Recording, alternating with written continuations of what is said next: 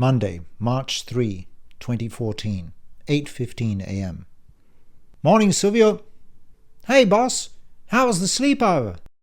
As you can imagine, a regular pyjama party. The name Sleep Over is quite apt because we really didn't get that much sleep, a certain drummer excepted. I heard as much. Zah rang and said Jas went back to bed for most of Saturday. Even I felt a bit wasted. A crazy night for sure. You get back okay? Yes, just dropped me off. All good. I hope Zah apologized to you. He did. He always does. And he'll be nice now. Until next time. Sounds like he has issues. Care to elaborate? Not really. You'll have to speak to Justine about it. Well, I suppose it's really none of my business. I feel a little embarrassed at having pried. At the same time, I feel quite impressed with Silvio. I keep expecting him to be a gossip, but he isn't. I'm about to walk away when he says, Zah told me you showed in the studio. Said you went through the whole singing in the wrong key thing. Even did a bit of recording. Yeah, it was a good icebreaker the next morning, you know. I'm jealous I wasn't there. Next time, buddy. You mean there's even going to be a next time? Sure, why not?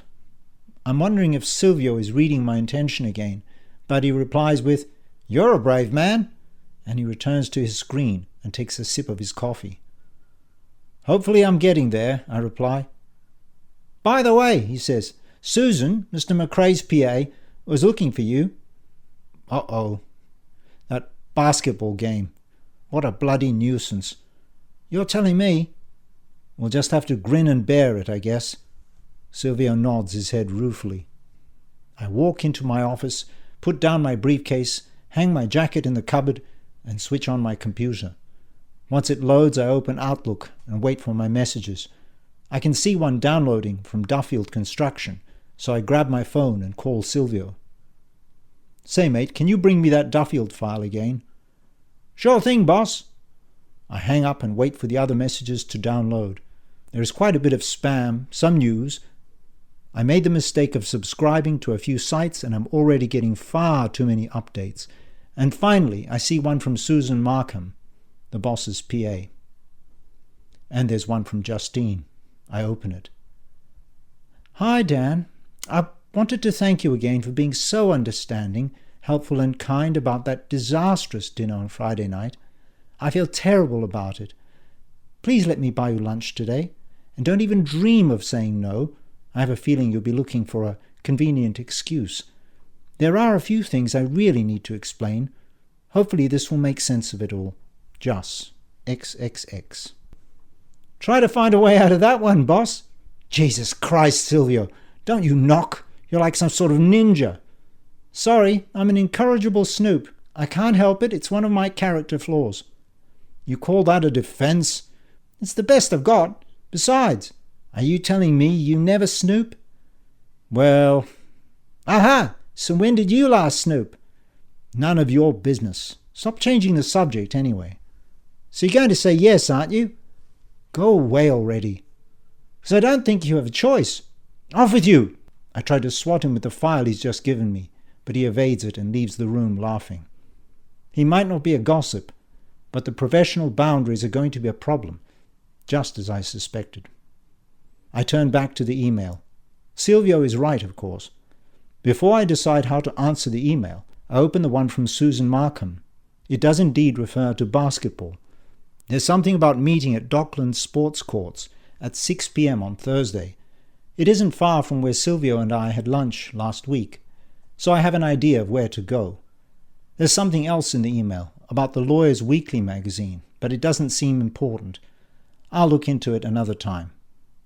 I switch tabs and go back to Justine's email, which I ponder some more. I know I said my crush was subsiding, and I know I promised to remain detached, but I really can't help the fact that my heart is now racing so fast it's making me dizzy again. The 3 little X's don't help. 12:40 p.m. I found my own way to the Shark Fin Inn on Little Burke Street. Justine had to see a client and said she'd go straight from there to the restaurant. I'm having memories of the Peking Palace as I approach it from the exterior. Like the rest of Little Burke, it seems to have been built in an alleyway, albeit one that has been made respectable, particularly at this end of the street. The restaurant is housed in a blood-red, block-like building, with faded gold lettering, aging neon signs, and a dark, recessed entry. Inside I find it to be brightly lit, a cream ceiling offsetting the red carpet. There are intricate patterns on the walls, and the heavy support pillars are tiled green so as to give the appearance of giant bamboo tree trunks. I see Justine immediately. She waves me over to a table overlooking the street where the dappled summer light filters in through the sidewalk greenery. If she had any ill effects from the weekend, she's not showing it. "Dan, how wonderful to see you. Do you like yum cha?" "Very much so. How did you know?" I settle into the chair opposite her. "Well, I hoped you did. I used to go to the Crystal Jade for yum cha. That's a bit nearer to work, but they won't be doing it again until June, for some reason.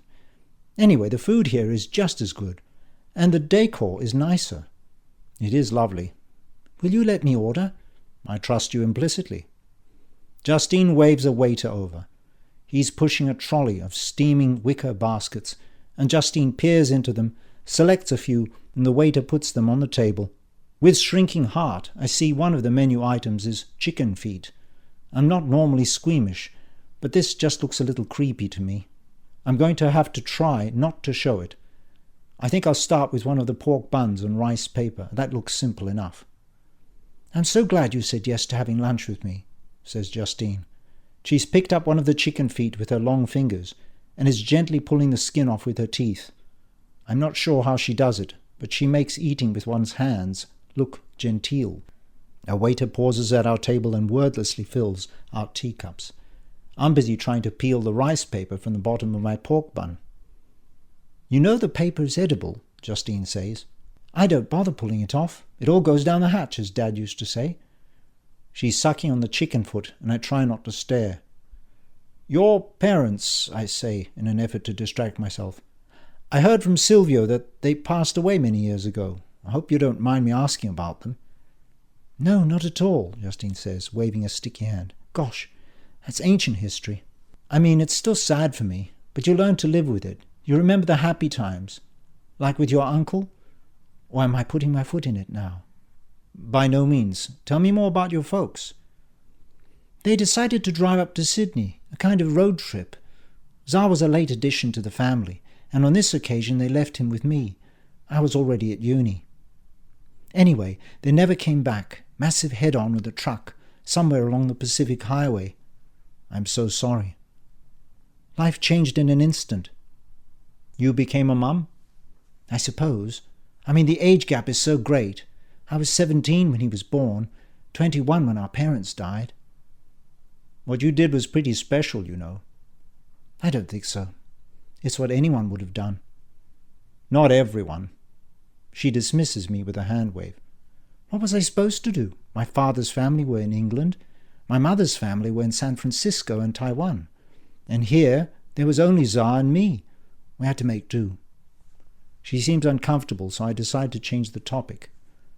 "I wondered about your names for a while now. There's something so literary about them?" Justine is laughing. "Yes." "Well, for starters, my father was Thomas Shelley. He's a descendant of Percy and Mary Shelley. He became a writer as well. You may know of him?" I shake my head. "He went to Oxford with Martin Amis and a few others, but never quite achieved their critical acclaim or success." "What did he write?" "Oh, let's see. There's The Shadow of Dusk, Knights of the Moon, Harvest Breed." I shake my head. "Sorry," I smile apologetically, and she laughs. "Don't be. They weren't big sellers. I'm still waiting for him to be discovered one day. Then I can sit back and enjoy the royalty checks." "Here's hoping." "So given my father's obsession with the written word, I suppose it was inevitable that Tsar and I would be named after literary characters, in this case from my father's favourite novels in the English language, the Alexandria Quartet." "Ah, of course, by Lawrence Durrell. I can't imagine why it hadn't occurred to me before. Justine, Balthazar, Mount Olive, and Clear." "You know them?" "Of course I do. I hope you don't mind me saying.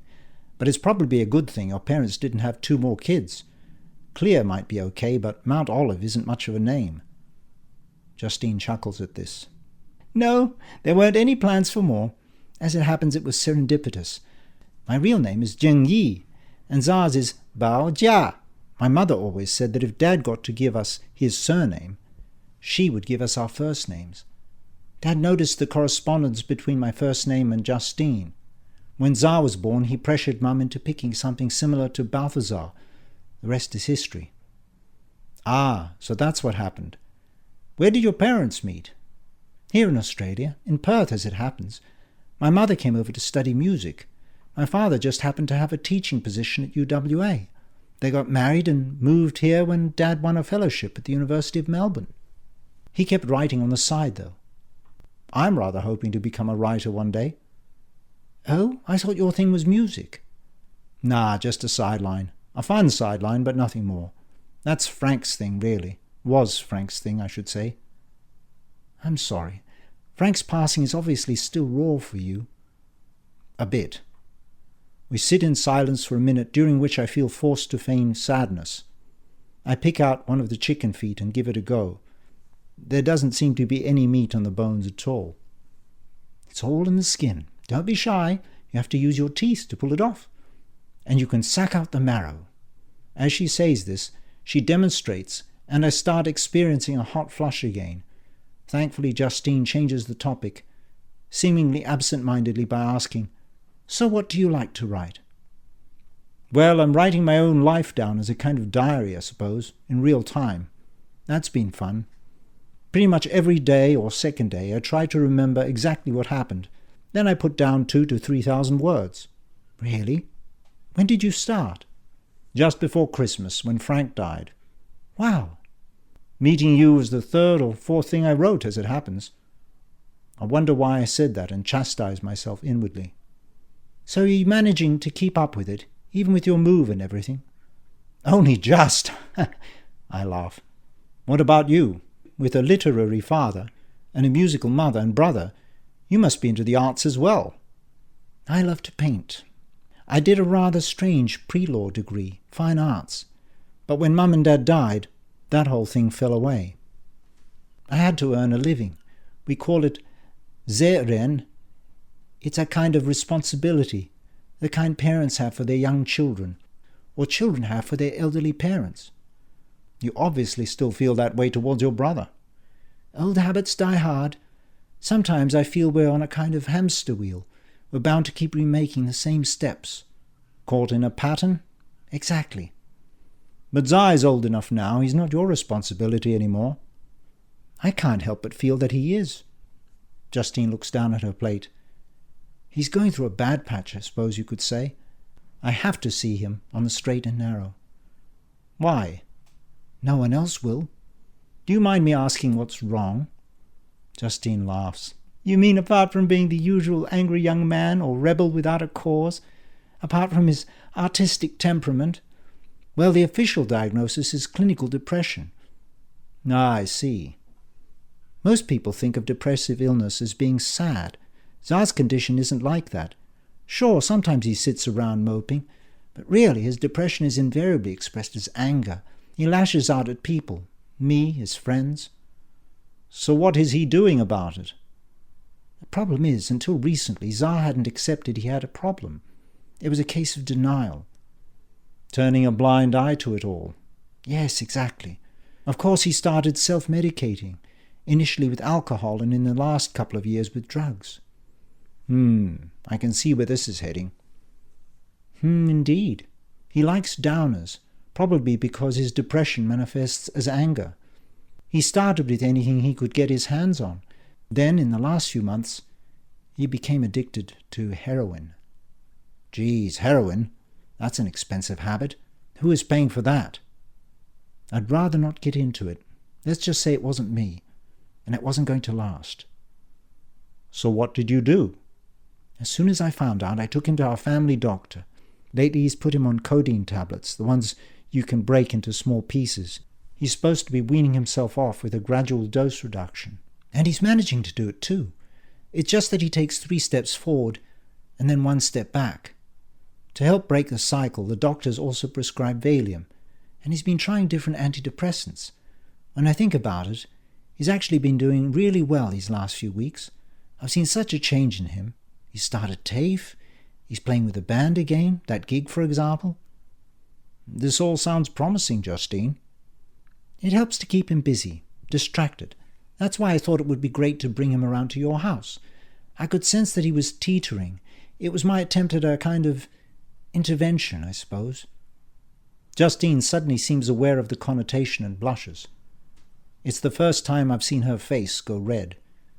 I didn't mean that I was using you or anything. It was more, well, Tsar seemed so excited, so keen, I thought I might distract him for a bit. I'm so sorry, Dan. I'm afraid that sounded awful. No, it didn't. It made perfect sense. Tsar was interested in the sound engineering. You said as much when you suggested coming around with a pizza. Who was to know he would end up doubling his dose of everything, then adding a new antidepressant to the mix? I'm guessing that's what the pill was, the one that ended up knocking him out. Yes, he had just had the script filled that day. He's tried it at home since, and it has a similar effect.